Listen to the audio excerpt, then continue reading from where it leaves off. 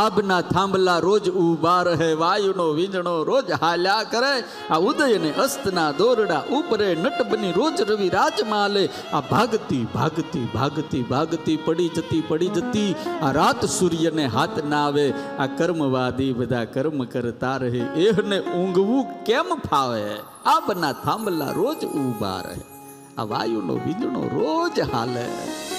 સ્કોટલેન્ડની અંદર, લંડનમાં સ્કોટલેન્ડ છે, તમને ખબર હોય તો.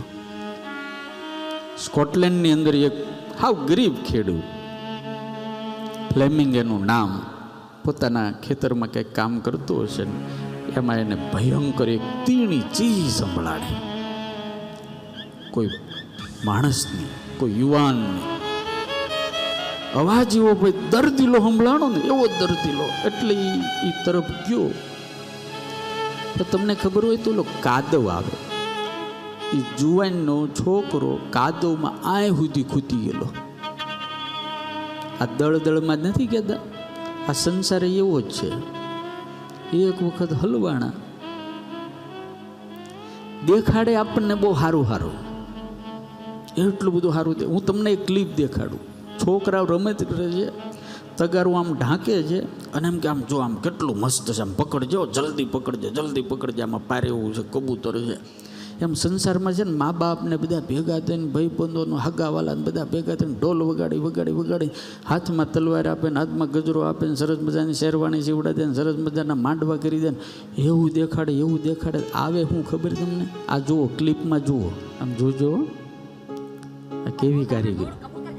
જલ્દી દોડો જી તગારી ખાન, ઠીક હે, છલે વટી આવડી દો, ઠીક હે, અલા ચે જલ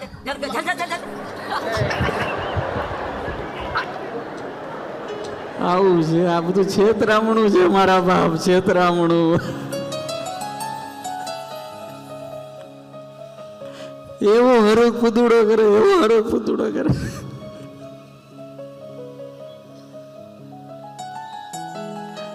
હું વાત કરતો હતો, સ્કોટલેન્ડના ફ્લેમિંગ નામના ખેડૂત એ ગયો, એને ઓલા જુવાનને છોકરાને જોયો,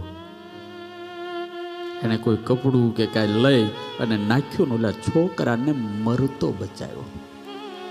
એ છોકરો બહુ મોટા માણાનો હતો. એ છોકરાને સાફ કર્યું, બધું વ્યવસ્થિત કરી દીધું. છોકરાને કીધું કે બેટા, છોકરો રડી પડ્યો, થેન્ક યુ કીધું. ઘરે જઈને એના બાપને કીધું. એના બાપા બહુ મોટા માણા, રાજકીય મોટા, ધનપતિ અને પાછા સજ્જન. એને કીધું કે પપ્પા, મને એક માણસે મદદ કરી, નકર આજે તમે દીકરા વગેરેના થઈ જાત.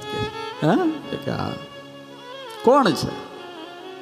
ગરીબ માણસ છે ને ખેડૂત છે. કે હાલ આપણે હવે એને કાંઈક આપીએ. હાલ આ છોકરો એને ખેતરમાં લઈ આવ્યો. ખેતરમાં જ્યાં રહેતો હતો, બીજું કાંઈ બિચારાને હતું નહીં, નાનું ઝૂંપડું હતું, ખેતી કરે. ઓલો છોકરા લાવીને કીધું, પપ્પા, આ ભાઈએ મને બચાવ્યો છે. ઓલો પગે લાગ્યો અને કીધું કે હું તમને કંઈક મદદ કરું, મારે તમને કંઈક આપવું છે. ત્યારે ઓલા ખેડૂતે એટલું જ કીધું, બાપા, આ તો મારો એક ધર્મ હતો, મારું કર્તવ્ય હતું. મેં કાંઈ ઉપકાર નથી કર્યો અને મારે કાંઈ જોતું નથી. તમે આપશો તો મને ગમશે પણ નહીં અને હું લઈશ પણ નહીં.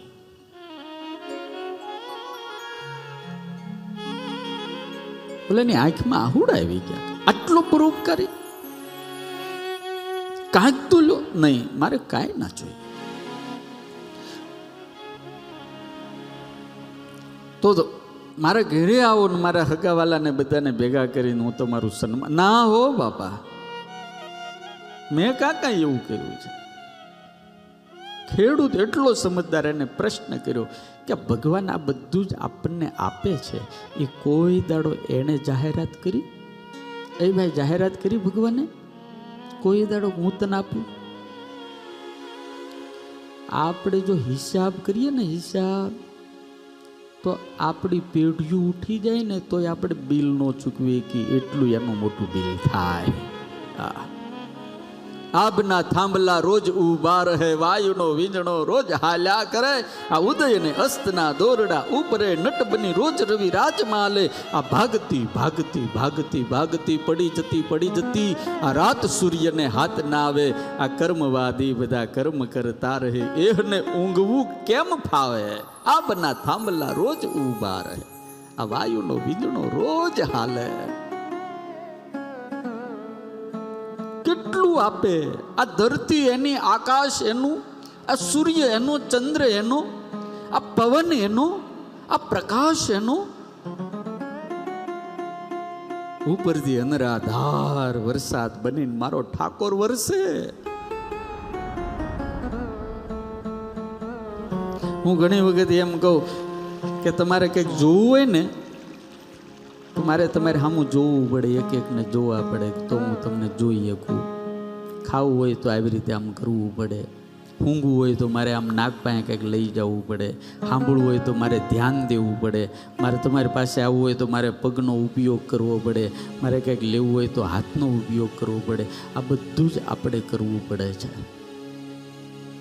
પણ એક મહત્વનું કામ છે. હું તમને પૂછું, તમારે કોઈ તારે શ્વાસ લેવા પડે છે? એ મારા બાપ, તમારે કોઈ દાડો શ્વાસ લેવા પડે? હા,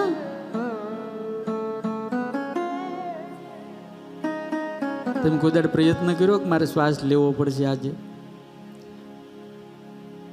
એ કોણ કરે છે? એ તમે લેતા નથી. અંદર બેઠો બેઠો મારો ઠાકોર આપણી ધમણ હકાવે છે યાર. શ્વાસ એ ચલાવે છે, ભગવાન ચલાવે છે.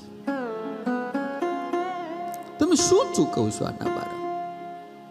ભગવાને એવું કહ્યું હોત તો આપણને કે ભાઈ તમારે શ્વાસ લેવાની જવાબદારી તમારી, હો ભાઈ, હા તમે ધ્યાન રાખજો, શ્વાસ લેજો નગર ગુજરી જાઓ, એવું કીધું હોત તો આપણે વસ્તી વધારાનો પ્રશ્ન જ ન રહે. લો, વસ્તી વધારાનો પ્રશ્ન જ ન રહે. અને એમાંય તે મોબાઈલ આવ્યા એટલે તો હાવ ન રહે. એમાં બહેનોની વસ્તી ઓછી, એમાં હાવ ઓછી થઈ જાત. વાતું કરવા બે શું થયું કે શ્વાસ લેવાનું ભૂલી ગયા, ગુજરી ગયા. લો, દિવાળીમાં ગયા, મીઠીમાં બેસી ગયા, શ્વાસ લેવાનું ભૂલી ગયા. શ્વાસ ચલાવે છે અંદર બેઠો બેઠો ઠાકોર શ્વાસ ચલાવે મારા બાપ, મફતમાં ચલાવે. ઉપનિષદોની અંદર લખ્યું છે આત્માનો પણ સેવક પરમાત્મા છે, અખંડ સેવા કરે.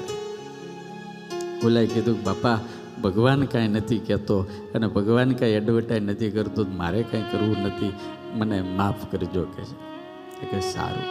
હવે બન્યું એવું, આ ફ્લેમિંગ ખેડૂતનો છોકરો કોલેજમાં ભણતો હતો ને એક દાડો કોલેજની બહાર બેઠો બેઠો એટલો ઉદાસ, આંખમાં આંસુ.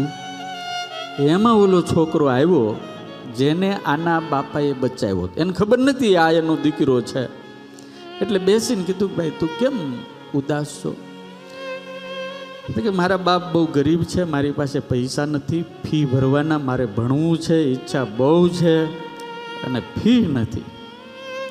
ઓલાએ કીધું કે એમાં શું મૂંઝાઈ ગયો, ચાલ મારા પપ્પા પાસે, મારા બાપુજી બહુ ઉદાર છે અને એ કામ કરી દેશે, ચાલ. આ છોકરાને લઈને ઘરે આવે છે ને એના પપ્પાને કહે છે બાપુજી આ મારી સ્કૂલનો કોલેજનો છોકરો છે ને એને ભણવાની ઈચ્છા છે, એની પાસે પૈસા નથી, ફી ભરાય એવી વ્યવસ્થા નથી, તો તમે કાંઈક કરો. ત્યારે એના બાપાએ ઓલા છોકરાને એટલું કીધું કે બેટા એને આયા ધક્કો હું લેવા ખવડાવ્યો, એને કહી દેવું તું ને તારે જેટલા જોતાય. અને ઓલાને માથે હાથ મૂકીને એટલું કીધું બેટા સાંભળ, આ 1 વર્ષની 6 મહિનાની નહીં, તારે જેટલું ભણવું એટલું ભણ, એક પણ દિવસની ફીની ચિંતા કરતો નહીં, હું તને બધી જ ફી ભરી દઈશ, જા. ખબર નથી જો ઈશ્વર હિસાબ કેમ આપે. આ છોકરાએ આવીને એના પપ્પાને કીધું ઘરે કે મને આવા માણા મળી ગયા, આપણે આગળ તો કાંઈ હતું નહીં, મારી કોલેજ છૂટી જાય એમ હતું. ત્યારે આ ફ્લેમિંગે એવું કીધું કે ચાલ આપણે બે એનો આભાર માની આવીએ, ચાલ. કોણ છે આવો ઉદાર માણા? હાલ આપણે આભાર માનવા. રાજભવન જેવું મોટું ઘર આ છોકરો લઈને આવ્યો. સામે સોફા ઉપર ઓલા ભાઈ બેઠા હતા અને આ ચાર આંખો જ આ ખેડૂતની અને ઓલાની ચાર આંખો ભેગી થઈને તો બે સ્તબ્ધ જ થઈ ગયા. હવે છોકરા જોતા રહ્યા. ઓલો છોકરો જે કાદવમાંથી કાઢ્યો ને એ ઓળખી ગયો, પગે લાગ્યો કે તમે. ઓલાએ તરત કીધું કે તમે મારા દીકરાને કાદવમાંથી કાઢ્યો હતી? તે કે હા હું. તમે મને મળવા આવ્યા હતા એ જ છો ને? તે કે હા. પગે લાગીને આહુડાની સાથે કીધું તમે મારા છોકરાની ફી ભરી દીધી. ત્યારે ઓલા એટલું કીધું મારે ધનની ખામી નથી, તમારા છોકરાને જેટલું ભણવું એટલું ભણાવજો, હું કાયમ એની ફી ભરી દઈ. જાઓ. સમજવા જેવી તો હવે વાત છે. વર્ષો વ્યતીત થયા. આ એકનો એક છોકરો આ મોટા માણસનો એને એવો ભયંકર ઈ સમયમાં રોગ લાગુ પડ્યો. હવે અત્યારે તો એ રોગનો બહુ નિમોનિયા થઈ ગયો, 3rd સ્ટેજનો. ત્યારે નિમોનિયાની કોઈ દવા જ નહોતી. પોતાના કોઈ નજીકના ડૉક્ટરને દેખાડ્યું ને કીધું જુઓ ને, તો કે નિમોનિયા છે ને હવે તમારો છોકરો કોઈ સંજોગોમાં બચે એમ નથી.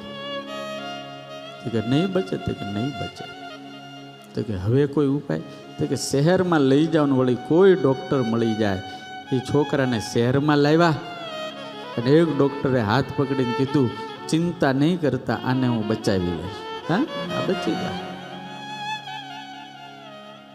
પણ કે નિમોનિયાની કોઈ દવા નથી? તો કે હમણાં શોધાણી છે, નવી શોધાણી છે એન્ટીબાયોટિક. હા, ટેનેસિલ નામની દવા શોધાણી છે. હું તમારા છોકરાને ગમે એમ કરીને બચાવીશ. આ છોકરાની દવા આપી. 1-2 મહિનાની અંદર હાજો થઈ ગયો. પહેલાં હતો એના કરતાં સરસ થઈ ગયો. ઓલો બાપ બહુ રાજી થયો અને ઓલા ડૉક્ટરને કીધું કે આ દવા શોધનાર કોણ છે, એનું નામ તો મને કહો, મારે એને વંદન કરવાનું, થેન્ક યુ કેવું ને આભાર માનવો. ત્યારે ઓલા ડૉક્ટરે કીધું આ જે દવા શોધી છે ને એનું નામ એલેક્ઝાન્ડર ફ્લેમિંગ છે. કે એનો બાપ ફ્લેમિંગ નામનો ખેડૂત છે. તો કે હું વાત કરું એલેક્ઝાન્ડર? તો કે હા. તો એ છોકરાને મેં ભણાવ્યો છે. કે હા? તો કે મેં ભણાવ્યો.